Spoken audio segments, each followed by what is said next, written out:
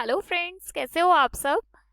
Friends, अभी last वाले video में मुझे एक स्टूडेंट का कमेंट आया था कि मैम ये जो सिलेबस रिड्यूस किया है सीबीएसई ने, वो क्या हिंदी मीडियम वाले बच्चों के लिए भी किया है। डेफिनेटली, मतलब गुड न्यूज़ जो है वो सबके लिए है। वो केवल क्या इंग्लिश मीडियम और क्या हिंदी मीडियम, मतलब उसमें जितने टॉपिक्स आपके हटाए गए हैं वो ना तो इंग्लिश मीडियम वाले बच्चों के कोर्स में आएंगे और एग्जाम में आएंगे, और ना ही हिंदी मीडियम वालों के। ठीक है, तो ये क्लियर हो गया होगा। उसके बाद सेकंड, मैंने आपसे मतलब लास्ट वीडियो में भी बोला था कि मैं आप लोगों के साथ लाइव क्लासेस लेना चाहती हूँ, लेकिन मैंने आपको बताया था कि यूट्यूब मुझे लाइव क्लासेस लेने के लिए तब तक अलाउ नहीं करेगा जब तक नंबर ऑफ स्टूडेंट्स ज़्यादा नहीं हो जाते। तो प्लीज़, मतलब जो भी पहले लाइव क्लासेस चाहते हैं, अगर हिंदी मीडियम वाले बच्चे चाहते हैं कि मैं उनकी लाइव क्लासेस पहले स्टार्ट करूँ, तो आपको इतना करना पड़ेगा कि आप आपके फ्रेंड्स के साथ उन चैनल को शेयर करो वीडियो। अगर हिंदी वाले बच्चे चाहते हैं कि उनकी क्लासेस पहले स्टार्ट हो, ऑनलाइन क्लासेस, तो वो मुझे कमेंट में लिख कर बताएं हिंदी। और अगर इंग्लिश वाले बच्चे चाहते हैं कि उनकी क्लासेस पहले स्टार्ट हो, तो वो मुझे लिख कर दें मीडियम में, मतलब कौन सी लैंग्वेज में पहले लाइव क्लासेस चाहते हैं। आज स्टार्ट करते हैं बिजनेस स्टडीज का। लास्ट वाले सेशन में हमने आपका 4th चैप्टर जो कि प्लानिंग है वो पूरा कर लिया था।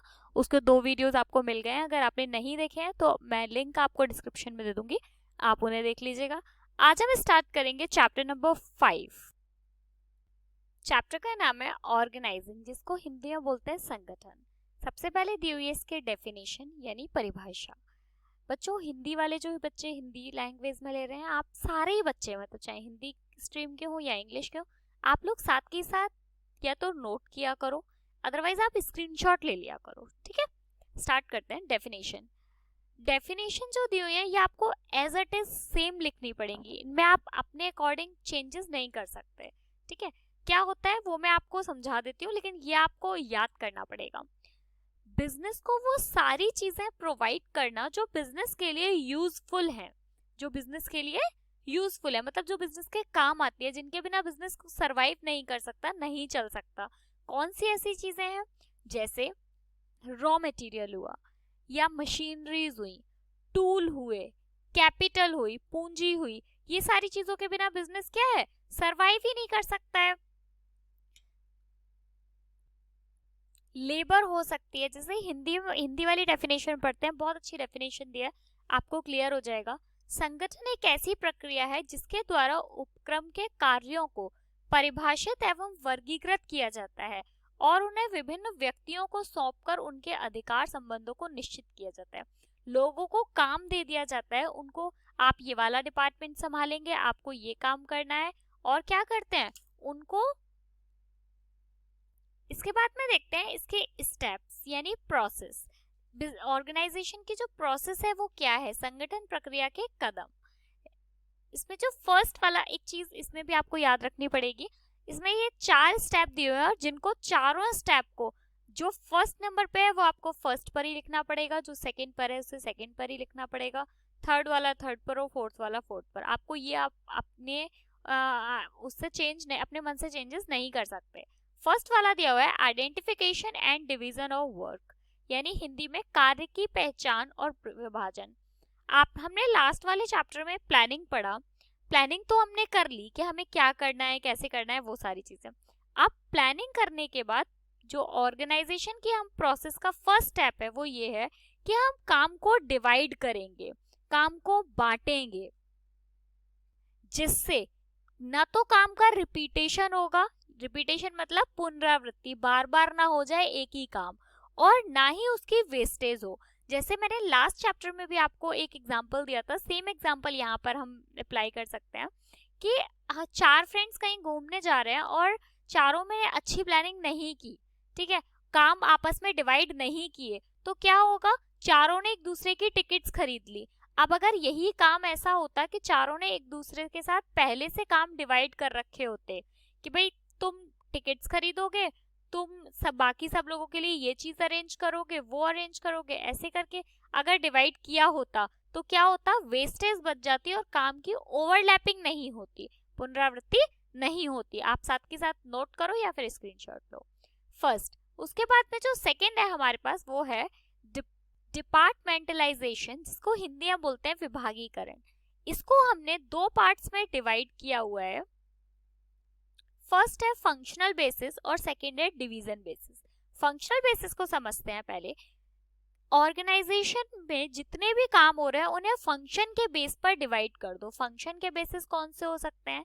जैसे परचेज डिपार्टमेंट है, मान लीजिए, एक second, purchase department, sale department, marketing department, इनको अलग अलग बना दिया और इनमें लोगों को बांट दिया कि आप लोग परचेज डिपार्टमेंट संभालोगे, आप सेल डिपार्टमेंट संभालोगे, आप मार्केटिंग संभालोगे, या जितने और डिपार्टमेंट्स कंपनी की नीड होगी, जरूरत होगी, उस हिसाब से बांट दिया फंक्शन के बेसिस पर। अच्छा, अब सेकंड वाला क्या है? Division basis. डिवीजन बेसिस का मतलब होता है कोई कंपनी एक से ज्यादा सामान बनाती है। जैसे कोई कंपनी हो सकती है ना कि जो अलग अलग प्रोडक्ट्स बनाती हो। जैसे फॉर एग्जांपल अगर हम बात करें तो टेक्सटाइल, या फिर फुटवियर, या फिर क्लोथ्स की अगर हम बात करें, या फिर ग्रोसरी बनाती हो। इस टाइप के जितनी भी चीजें, जैसे ठीक है, इनके बेसिस पे अलग कर देना कि भाई टेक्सटाइल का डिपार्टमेंट अलग बना दिया, फुटवियर का अलग बना दिया, ग्रोसरी यानी जो घर का सामान होता है ना उसकी एक अलग डिपार्टमेंट बना दिया, और कपड़ों में भी जैसे जीन्स का अलग डिपार्टमेंट बना दिया, टी शर्ट्स का अलग डिपार्टमेंट बना दिया। तो ऐसे उन्हें डिवीजन के उनको ऐसे डिवीजन बेसिस पर अलग कर देना। ठीक है, ऐसे अलग अलग डिपार्टमेंट बना देना। समझ में आ गया? फंक्शनल बेसिस क्या होगा? कोई कंपनी एक ही प्रोडक्ट का सेल या परचेज बिजनेस करती है। जैसे वो कुछ भी हो सकता है, मान लीजिए फुटवियर का बिजनेस करती है तो फुटवियर में परचेज डिपार्टमेंट अलग बना देना, सेल डिपार्टमेंट अलग बना देना, मार्केटिंग में एडवर्टाइजमेंट अलग बना दिया।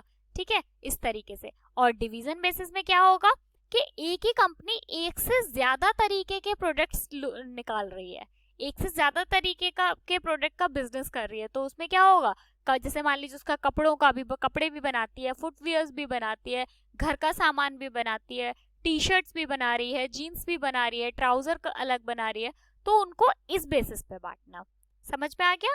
आगे बढ़ते हैं, ये था सेकेंड स्टेप। थर्ड स्टेप है असाइनमेंट ऑफ ड्यूटीज, यानी कर्तव्यों का निर्धारण। मतलब ये कि कौन कितना काम करेगा, यानी कौन सा एम्प्लॉय को कौन सा काम दिया जाए, वो कितने घंटे काम करेगा, ये बांटना। लेकिन अब किसके अकॉर्डिंग बांटेंगे इसको? उस एम्प्लॉय की क्वालिफिकेशंस के अकॉर्डिंग और उसके स्किल्स के अकॉर्डिंग। अगर हम काम को उस पर्सन की क्वालिफिकेशन यानी जितनी जितनी जितनी उसकी निपुणता है और सक्षमता है उसके अकॉर्डिंग अगर हम उनमें डिवाइड करते हैं तो वो अपना ज्यादा अच्छा प्रतिभा दिखा पाते हैं, अपना 100% दे पाते हैं। इसमें भी एक बार सारे बच्चे हिंदी वाली सुन लीजिए, जो दिया हुआ है डेफिनेशन, इससे आपको बहुत ज्यादा क्लियर हो जाएगा। विभिन्न कर्मचारियों का कार्य निर्धारण अति आवश्यक है। जब एक बार विभागों का निर्धारण कर दिया जाता है तो प्रत्येक कार्य एक व्यक्ति के सुपुर्द कर दिया जाता है, यानी हर एक पर्सन को अलग अलग काम दे दिया जाता है, आप ये करोगे, आप ये करोगे, ऐसे। इसके उपरांत विभिन्न कार्यों को प्रत्येक विभाग के सदस्यों में उनकी निपुणता तथा सक्षमता के आधार पर आवंटित, ये याद रखना, यही मैंने बताया था, निपुणता और सक्षमता के आधार पर आवंटित यानी बांटना, बांटा जाता है। एक व्यक्ति की योग्यता तथा कार्य करने की प्रकृति को सुमेल स्थापित करना प्रभावी निष्पादन के लिए अति आवश्यक होता है। बिल्कुल, जिस व्यक्ति को जो काम आता है, जो उसकी स्किल है, जो उसकी क्वालिफिकेशन है, आप उसके अकॉर्डिंग अगर उसे काम देते हो, उसके इंटरेस्ट के अकॉर्डिंग, तो वो उसमें अपना 100% दे पाता है। इसके बाद में नेक्स्ट हमारे पास है एस्टैब्लिशिंग रिपोर्टिंग रिलेशनशिप्स। देखो, आपको याद होगा, इसको पढ़ने से पहले थोड़ा सा लास्ट वाले चैप्टर में जाते हैं। हमने जब प्रिंसिपल वाला चैप्टर पढ़ा था ना, फर्स्ट चैप्टर जो था वो पढ़ा था, हमने वहां पर एक चीज पढ़ी थी कि 3 लेवल्स पढ़े थे। एक टॉप लेवल पढ़ा था, मिडिल लेवल पढ़ा था और लोअर लेवल पढ़ा था। तो हमने ये पढ़ा कि जब हम किसी को रिस्पॉन्सिबिलिटी देते हैं, यानी काम करने के लिए जिम्मेदारी देते हैं, तो हमें साथ में उसको क्या होना चाहिए, रिस्पॉन्सिबिलिटी के साथ में अथॉरिटी भी देनी चाहिए, तभी वो काम अच्छे से कर पाता है। अब एक चीज और इसमें कहा उन्होंने कि ये जो 3 लेवल्स हैं हमारे, टॉप लेवल, मिडिल लेवल और लोअर लेवल। इसमें क्या होना चाहिए कि हर व्यक्ति को ये पता होना चाहिए कि हमको किसको रिपोर्ट करनी है। हम काम खत्म करने के बाद हमें किसको ये बात बतानी है कि हमने ये काम खत्म कर लिया है, क्योंकि आप ये जानते हैं कि जब तक इंसान के ऊपर कोई सुप्रीम पावर नहीं होती तब तक वो अच्छे से काम नहीं कर पाते। जब तक कोई हेड नहीं होता, जब उन्हें ये पता होता है कि मेरी जिम्मेदारी है और मुझे इसके लिए आंसर करना है, जवाब देना है किसी को कि आपने ये काम कैसे किया, कब खत्म किया, तभी वो काम अच्छे से कर पाते हैं। केवल कार्य का आवंटन मात्र ही पर्याप्त नहीं है। प्रत्येक कर्मचारी को यह ज्ञात होना चाहिए कि उसे किसके आदेश प्राप्त करने हैं, यानी किसके ऑर्डर्स को फॉलो करना है और किसके प्रति जवाबदेह है, मतलब किसको उसके लिए आंसर करना है, मुझे किसको जवाब देना है। क्योंकि जो आपको ऑर्डर देगा, किसी ने आपको ऑर्डर दिया है तो वो आपसे ये भी पूछेगा ना कि आपने कैसे काम किया है।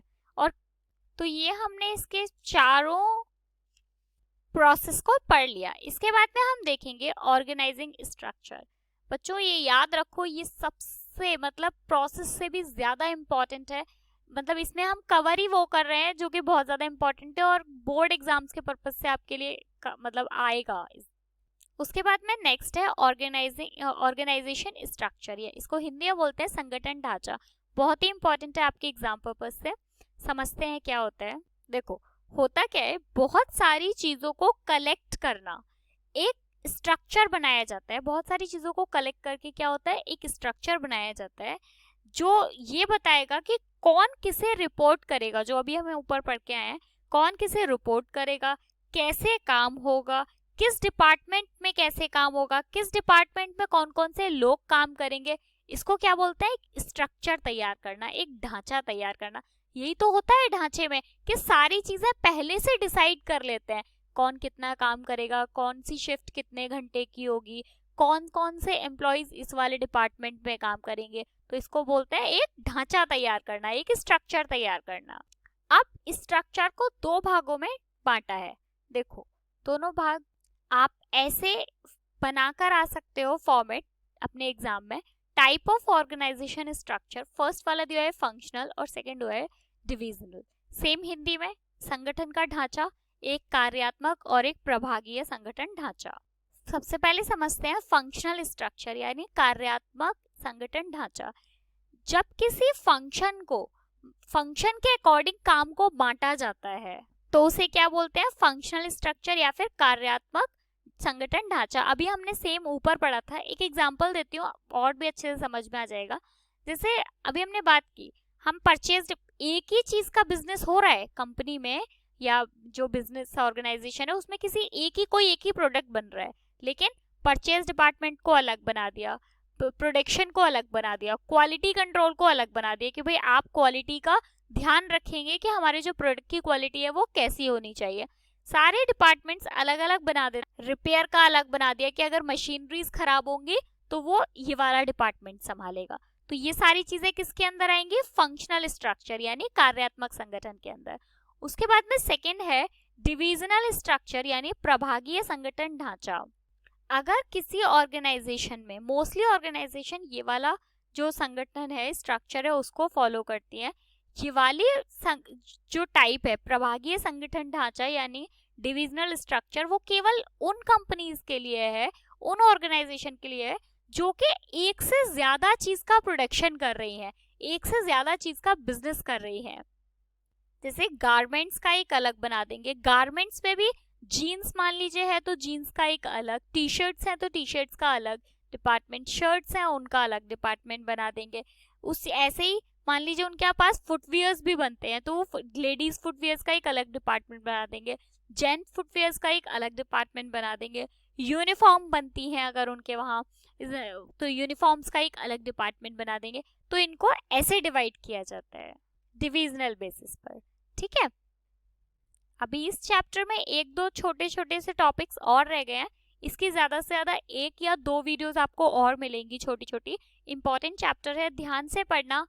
मिलते हैं नेक्स्ट, लाइक किया करो, बहुत मोटिवेशन मिलता है। Bye bye, thank you so much.